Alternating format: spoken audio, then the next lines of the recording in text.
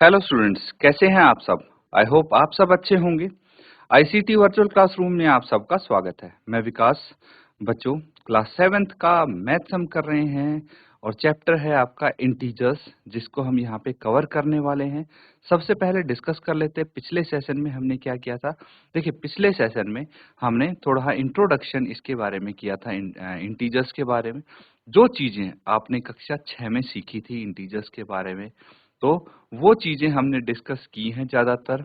चलिए चलते हैं स्मार्ट बोर्ड पे और इसको कंटिन्यू करते हैं चैप्टर को। ठीक है स्टूडेंट्स, इसको नोट कर लेंगे। चैप्टर है आपका इंटीजर्स यानी पूर्णांक, और कुछ टॉपिक्स हम इससे रिलेटेड करेंगे। उसके बाद हम क्वेश्चंस पे चलेंगे। ठीक है, चलिए। तो पिछले सेशन में हमने क्या पढ़ा था, इंटीजर्स क्या होते हैं, किस किस चीज से मिलके बनते हैं, नंबर लाइन पे इंटीजर्स को कैसे रिप्रेजेंट करते हैं, एंड ऑपोजिट इंटीजर्स या फिर एडिटिव इनवर्स किसको बोलते हैं। ये चीजें हमने डिस्कस की थी। एक बार रिवाइज जरूर कर लें आगे बढ़ने से पहले।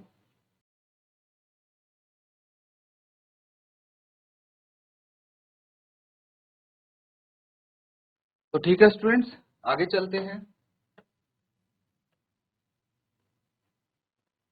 देखिए, यही चीज आपको बताने की कोशिश की गई थी। ऑपोजिट इंटीजर्स या फिर एडिटिव इनवर्स क्या होता है। देखिए, जैसे ये 5 है, इसका एडिटिव इनवर्स इसी का नेगेटिव हो जाएगा, है ना।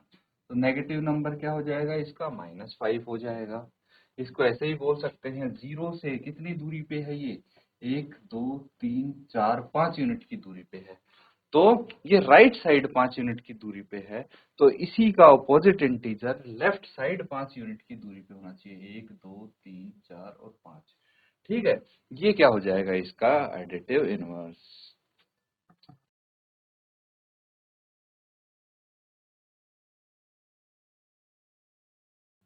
ठीक है बच्चों, चलिए अब हम एक एग्जाम्पल करने की कोशिश करेंगे और उसको समझते हैं।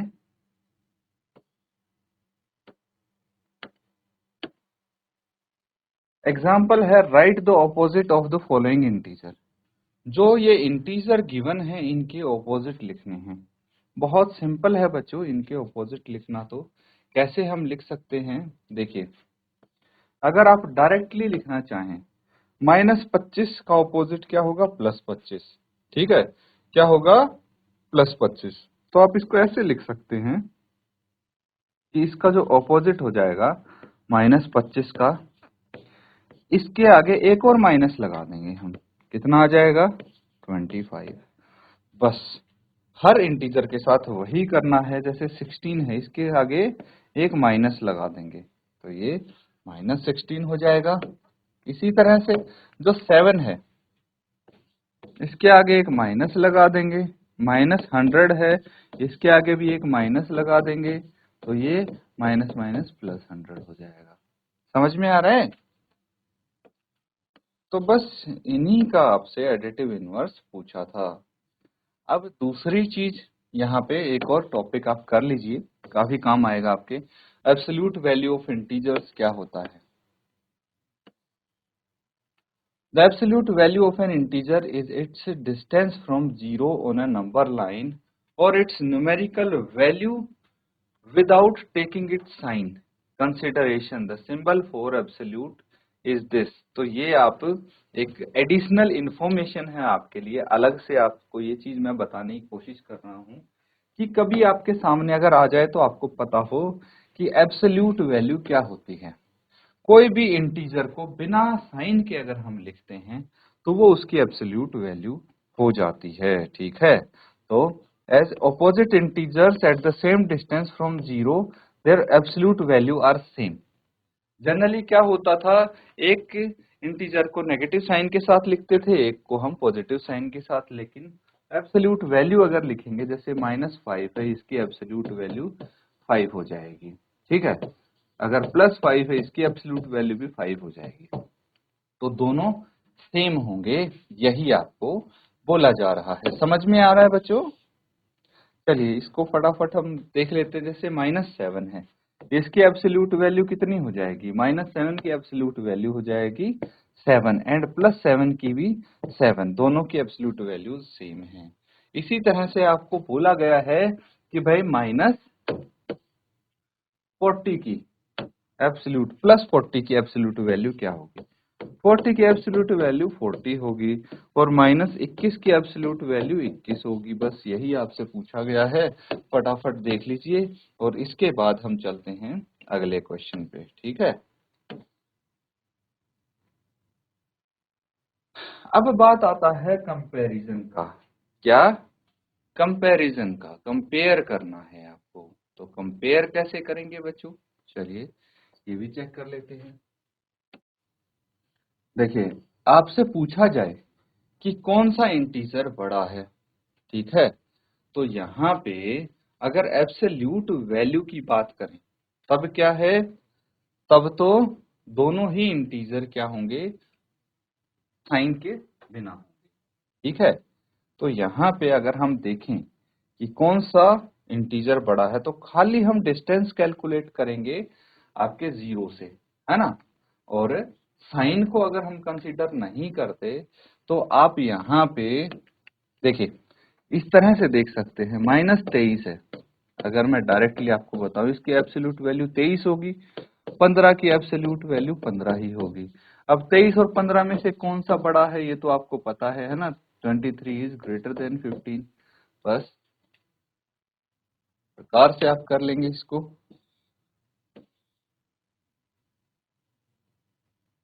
यहाँ पे एक और क्वेश्चन आपको दे दिया गया है, फटाफट इसको देख लेते हैं। देखिए हमसे बोला गया है फाइंड द वैल्यू ऑफ 8 - 17 और इसकी एब्सोल्यूट वैल्यू निकालनी है। तो 8 - 17 क्या होगा? 8 में से अगर 17 घटा दिए तो नेगेटिव साइन के साथ ही आएगा, है ना। तो ये -9 आ जाना चाहिए और -9 की एब्सोल्यूट वैल्यू 9 होगी। इसी तरह से अगर बी पार्ट देखें तो बी पार्ट में है 6 की एब्सोल्यूट वैल्यू +-7 की एब्सोल्यूट वैल्यू। यहाँ पे पहले 6 की एब्सोल्यूट वैल्यू निकालेंगे, फिर -7 की और फिर इनको ऐड कर देंगे। नोट कर लीजिए।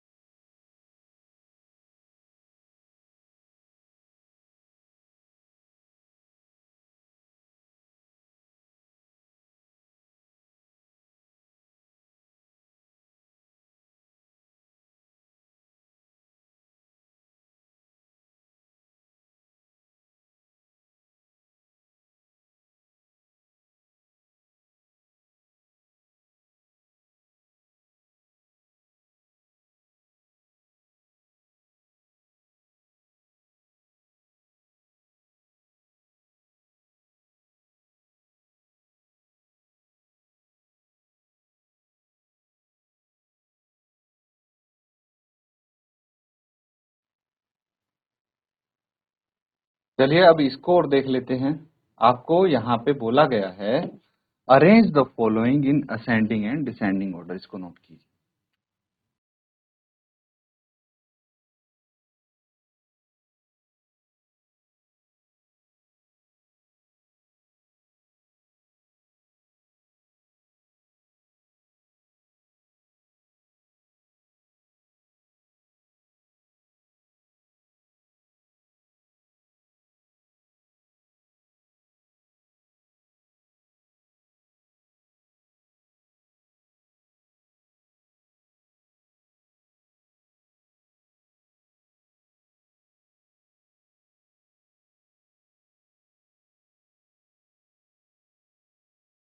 ठीक है बच्चों, तो एक चीज और समझिए कि अगर इनको हमें अरेंज करना है असेंडिंग डिसेंडिंग ऑर्डर में तो कैसे कर सकते हैं?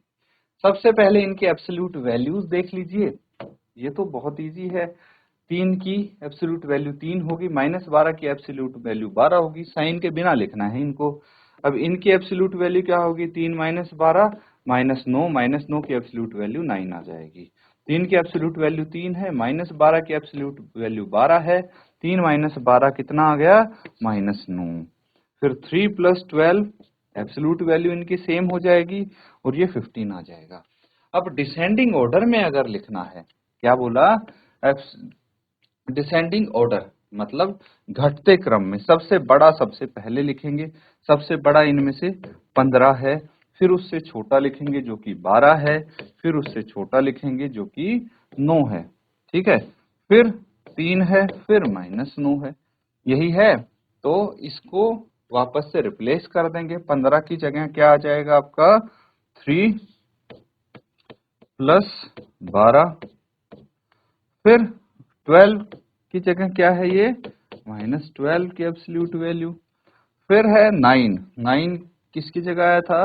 3 - 12 की एब्सोल्यूट वैल्यू, फिर है 3। 3 किसकी जगह आया था? 3 की एब्सोल्यूट वैल्यू, और उसके बाद है -9। -9 आया था आपका 3 की एब्सोल्यूट वैल्यू -12 की एब्सोल्यूट। ठीक है, इस तरह से आप लिख सकते हैं बच्चों, कोई इसमें दिक्कत नहीं होगी आपको। देख लीजिए।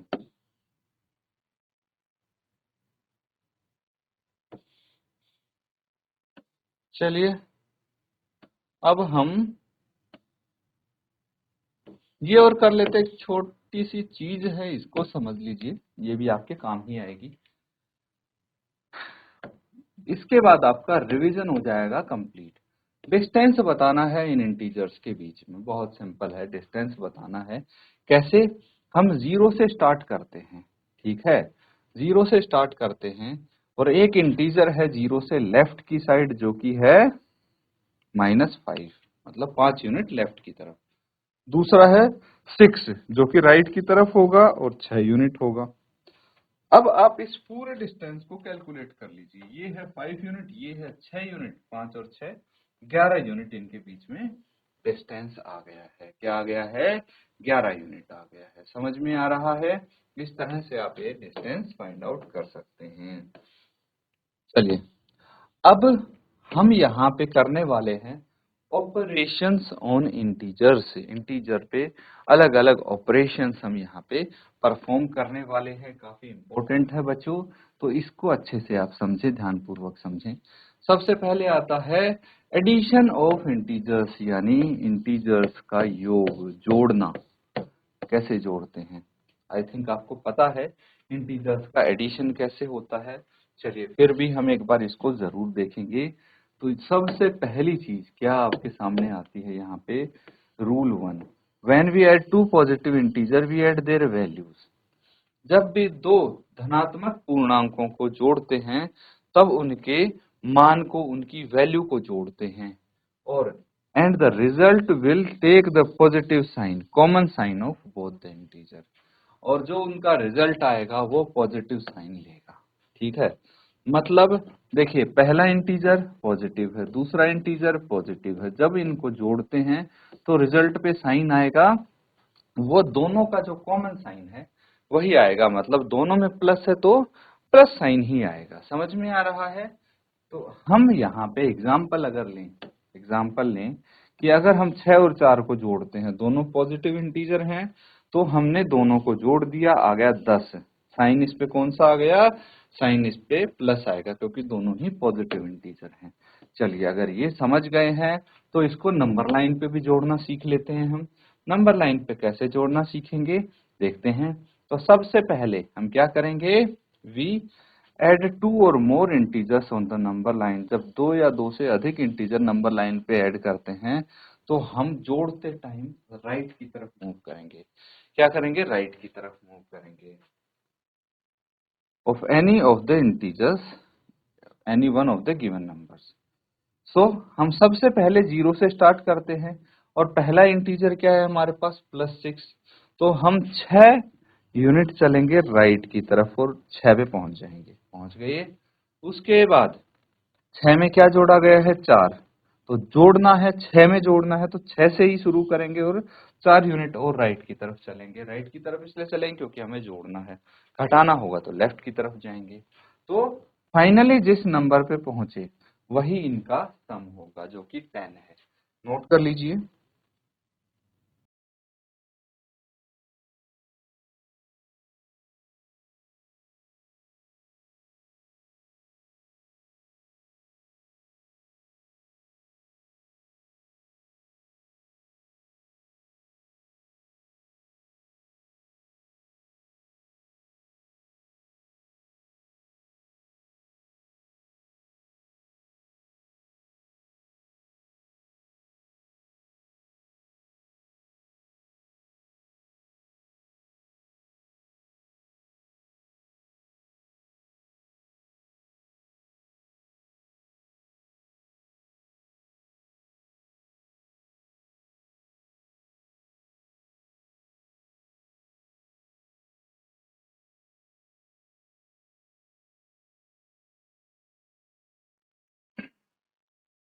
ठीक है बच्चों, नोट कर लिया है। चलिए एक और एग्जांपल हम करेंगे। यहाँ पे आपको ऐड करना है 25 और 46 को। ठीक है, ऐड 25 एंड 46, दोनों ही पॉजिटिव इंटीजर हैं, दोनों को ऐड करके आया 71। ये भी क्या होगा, पॉजिटिव होगा, क्योंकि दोनों का साइन पॉजिटिव है, इसीलिए ये जो रिजल्ट आया है वो भी पॉजिटिव होगा। Got it. रूल नंबर 2, ये ध्यान से समझना।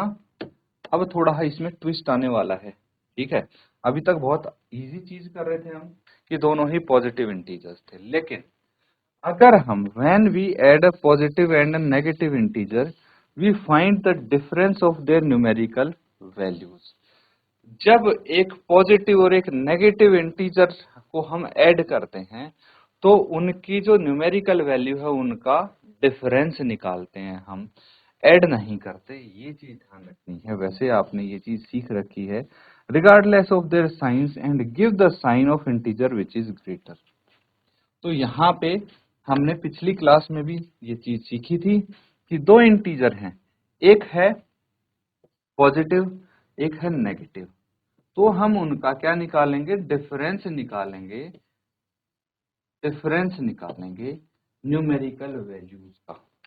ठीक है, अगर पहला माइनस है दूसरा प्लस है, सेम हम डिफरेंस निकालेंगे न्यूमेरिकल वैल्यूज का।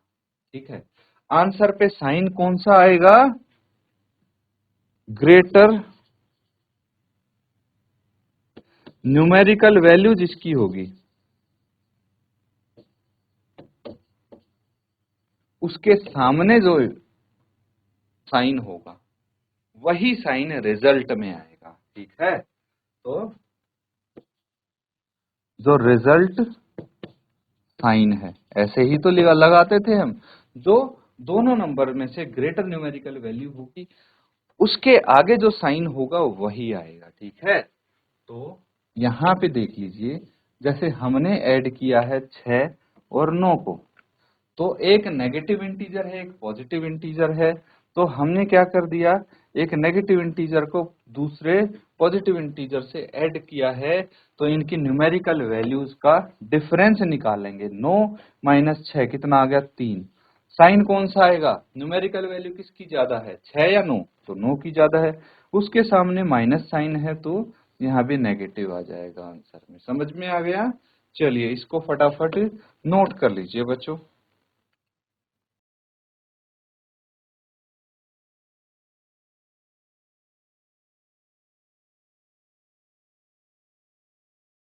तो बच्चों यहाँ पे जो हमने क्वेश्चंस किए हैं, जो टॉपिक्स यहाँ पे किए हैं, अभी तक बेसिकली आपका जो पिछले सेशन में हुआ था, पिछली क्लास में आपने किया था, वही रिकैप कर रहे हैं हम, है ना। वो बहुत जरूरी है रिकैप करना, क्योंकि उसके आगे से ही आपका यहाँ पे शुरू होगा।